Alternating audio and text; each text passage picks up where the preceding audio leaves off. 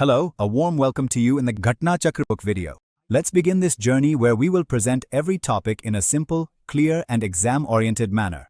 So, what if I told you that a country could, almost overnight, give millions of its citizens the power to shape its future, all with a single act? Well, that is exactly what happened in India. Today we're going to dive into the incredible story of one law that completely redefined the electorate in the world's largest democracy. But hey, before we get to that massive change, let's back up and ask a really basic question. What actually makes your vote a right? I mean, is it something you're just born with, an automatic part of being a citizen, or is it something else entirely? The answer is super important for the rest of our story. To really get why this was such a huge deal, we first need to get our terms straight. So let's take a second to define what kind of power your vote actually holds in the Indian democratic system. Okay, so in India, the right to vote is what's called a legal right. And this is a really crucial distinction. It means it's not some fundamental thing you're born with. Instead, it's a right that's given to you by a specific law passed by the government. It had to be written down to even exist, and that means it can also be changed. And this idea goes beyond just casting a ballot. The two main pillars of Indian democracy, the right to vote and the right to be elected, are both considered legal rights.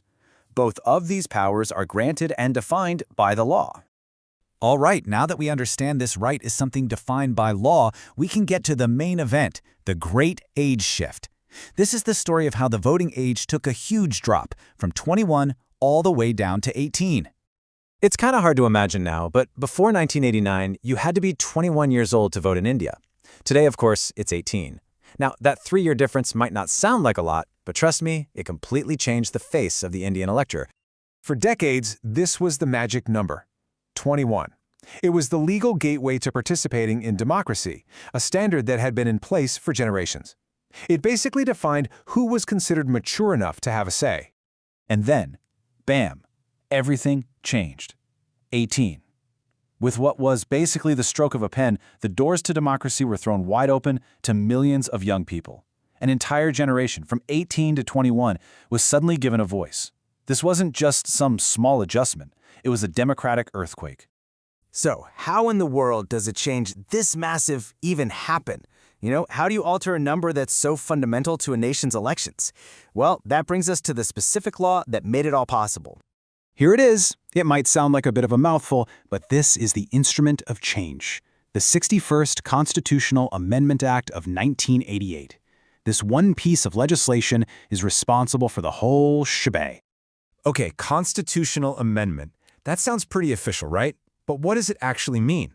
I mean, you can't just change a country's constitution on the whim. So let's break down how a process like that actually works. It really boils down to 3 simple steps.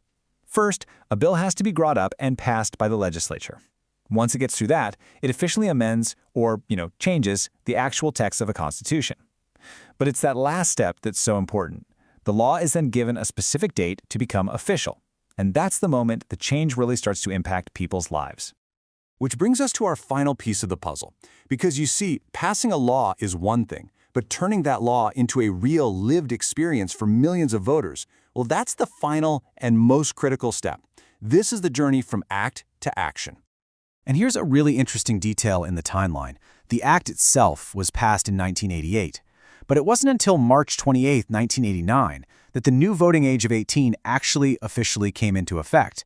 So there was this gap between when the decision was made and the day it became a real, tangible right for millions of young Indians. And this brings us right back to where we started, full circle. The reason this whole historic change was even possible is because the right to vote in India is a legal right, one that can be defined, and in this case, completely redefined by the law itself. So that's the story of the law that lowered the voting age. But it leaves us with a much, much bigger question to think about. When you empower millions of new, younger voters practically overnight, how does that actually shape the future of a nation? What new ideas, what new priorities come to the front? That, right there, is the real, lasting legacy of this great age shift.